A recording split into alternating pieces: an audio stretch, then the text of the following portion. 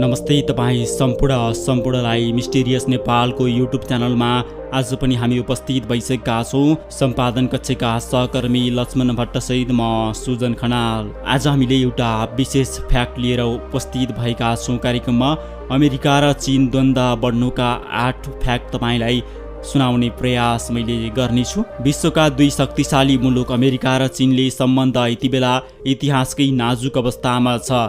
4 वर्ष अघि अमेरिकी राष्ट्रपति डोनाल्ड ट्रम्प नियुक्त भएपछि बिस्तारै तनावको दिशातर्फ उन्मुख द्विपक्षीय सम्बन्ध झनै बिग्रँदो छ। सन् 2016 मा भएको अमेरिकी राष्ट्रपति निर्वाचनमा नै ट्रम्पले चीन विरोधी नीति लिएका थिए।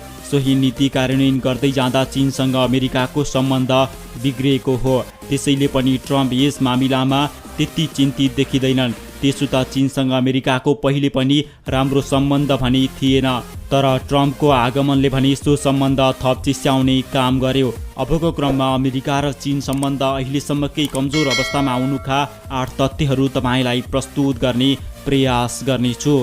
तथ्य नम्बर 1 मा व्यापार युद्ध। अमेरिका चीनको सम्बन्ध चिस्याउने सबैभन्दा ठुलो कारण व्यापार युद्ध हो। अमेरिकाको सबैभन्दा ठुलो व्यापारिक सम्बन्ध रहेको चीनसँग उसले व्यापार घाटा पनि धेरै छ।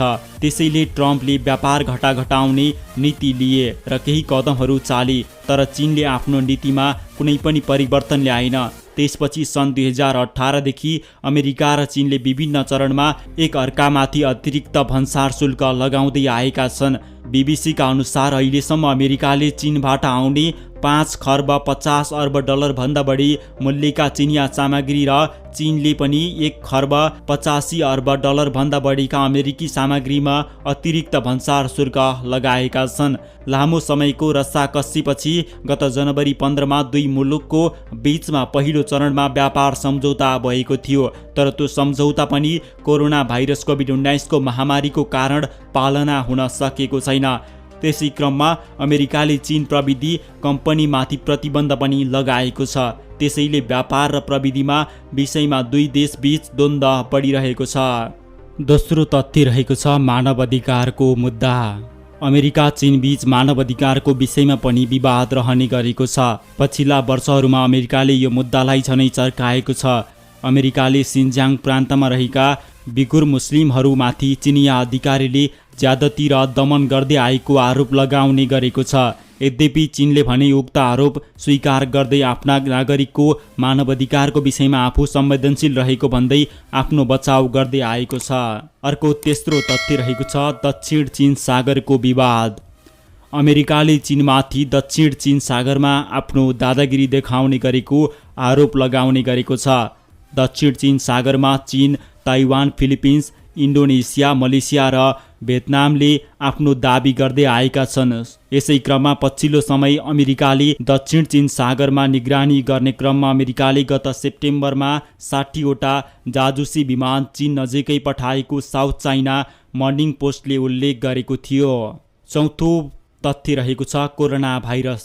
कोरोना भाइरस कोभिड-19 को महामारी चीनबाट सुरु भयो। सो महामारी सुरु भएपछि यस अघिको नराम्रो सम्बन्धहरूलाई भुलेर अमेरिका र चीनले एकसाथ यस विरुद्ध लड्ने अपेक्षा गरेको थियो, तर यो महामारीले दुई मुलुकको सम्बन्ध थप नराम्रो बन्न पुग्यो। सुरुमा भाइरसको उत्पत्तिको विषयमा विवाद देखिएको थियो। पछिल्लो केही समयमा ट्रम्पले चीनले महामारीको मूल्य चुकाउनु पर्ने बताउँदै आएका छन्, तर चीनले भने ट्रम्पको दाबी निराधार रहेको बताउँदै आएका छन्। यतिसम्म कि अमेरिकी राष्ट्रपति यसलाई चिनिया भाइरस समेत भने। यस्तै महामारीको समयमा विश्व स्वास्थ्य सङ्गठन WHO ले पनि चीनको साथ दिएको भन्दै अमेरिकाले WHO बाट बाहिरिने र उसलाई दिँदै आएको कोष पनि रोक्ने निर्णय गरिसकेको छ। पाँचौं तथ्य रहेको छ ताइवान मुद्दा। कोरोना महामारी चीनसँग निकट रहेर पनि यसको नियन्त्रणमा सफल रहेको ताइवान पनि अमेरिका चीन सम्बन्ध नराम्रो बन्नुको एक कारण हो। विशेष गरी उसले कोरोना विरुद्ध पाएको सफलता समग्र विश्वले अनुकरण गर्न सक्ने भन्दै उसलाई WHO मा प्रवेश दिनुपर्ने अमेरिकाले बताउँदै आएको छ, तर चीनले ताइवानलाई आफ्नो हिस्सा बताउँदै आएको छ। WHO मा संयुक्त राष्ट्रसङ्घको सदस्य भएका मुलुकले मात्र सामेल हुन पाउँछन्। चीनले आफ्नो एक चीन नीति अन्तर्गत ताइवानलाई आफ्नो एक हिस्साको रूपमा छान्न आफूसँग दैत्य सम्बन्ध कायम रहेका मुलुकलाई आग्रह गर्दै आएको छ। तर अमेरिकाले भने उक्त नीति अस्वीकार गर्दै आएको छ, जसलाई दुई मुलुकको सम्बन्ध थप चिस्याएको छ। 6औं नम्बरमा हङकङको सुरक्षा नीति। कोरोना महामारीकै बीचमा चीनले हङकङका लागि नयाँ सुरक्षा कानुन ल्यायो।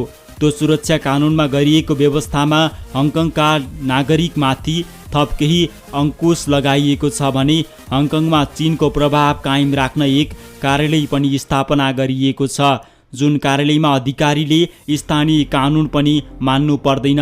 यो कानुन सन् 1997 मा हङकङ बेलायतले चीनलाई सुम्पिँदा भएको सम्झौताको उल्लङ्घन भएको भन्दै अमेरिका र बेलायतले विरोध गरेका छन्। यद्यपि चीनले भने हङकङमा जारी आन्दोलन नियन्त्रण र शान्ति स्थापनाका लागि यो नियम आवश्यक रहेको भन्दै आफ्ना कदमको बचाउ गर्दै आएको छ। 7औं नम्बरमा तिब्बत मुद्दा। यसैबीच पछिल्लो समय अमेरिका र चीनको विषयमा तिब्बतको मुद्दा विवाद देखिएको छ। बुधबार अमेरिकी विदेश मन्त्री तिब्बतको लागि मानव अधिकार दूत नियुक्त गरेसँगै दुई मुलुकको बीचको विवाद झनै बढेको हो। अमेरिकाले यो कदमको चीनले विरोध गर्दै अमेरिकाले तिब्बतको स्थायित्व नचाहेको आरोप लगाएको अन्तर्राष्ट्रिय समाचार संस्था रोइटर्सले उल्लेख गरेको छ। साथै अमेरिकाले अनावश्यक रूपमा आफ्नो आन्तरिक मामिलामा हस्तक्षेप गरेको चीनले आरोप लगाएको छ। र अन्तिम नम्बरमा हिन्द महासागर रणनीति। अमेरिकाले अगाडि बढाएको इन्डो पेसिफिक रणनीति अमेरिका र चीन बीच द्वन्द्व बढ्नुको अर्को कारण हो। विशेष गरी एसिया पेसिफिक क्षेत्रमा चीनको प्रभावलाई काम गर्न अमेरिकाले यो रणनीति ल्याएको हो। चीनले यसको व्यापक विरोध गरिरहेको छ। यस्तै चीनले आफ्नो बेल्ट एन्ड रोड इनिसिएटिभ परियोजनालाई जवाफ दिन एमसिसी परियोजना ल्याएको बताइएको छ। अमेरिका चीन बीच बढ्दो द्वन्द्व कम्तीमा अमेरिकी निर्वाचनसम्म कायम रहने देखिन्छ। त्यसपछि राष्ट्रपतिमा को निर्वाचित हुन्छ त्यसले धेरै विषय निर्धारण गर्छ। प्रिय श्रोता अथवा दर्शक साथीहरू, हामीले तपाईँलाई मिस्टेरियस नेपालको युट्युब च्यानल मार्फत अमेरिका र चीन बीचको यो द्वन्द्वका विषयमा केही तथ्यहरू सार्वजनिक गरेका छौँ। हामीले यो तथ्य अनलाइन खबरबाट साभार गरेका हौँ। सम्पादन कक्षका सहकर्मी लक्ष्मण भट्टसहित म सुजन खनाल पनि बिदा हुन्छु। तपाईँ भने हेर्दै गर्नुहोस् मिस्टेरियस नेपाल। तपाईँ हामीलाई सब्सक्राइब गर्नुभएको छैन भने कृपया सब्सक्राइब गर्न नबिर्सनुहोला।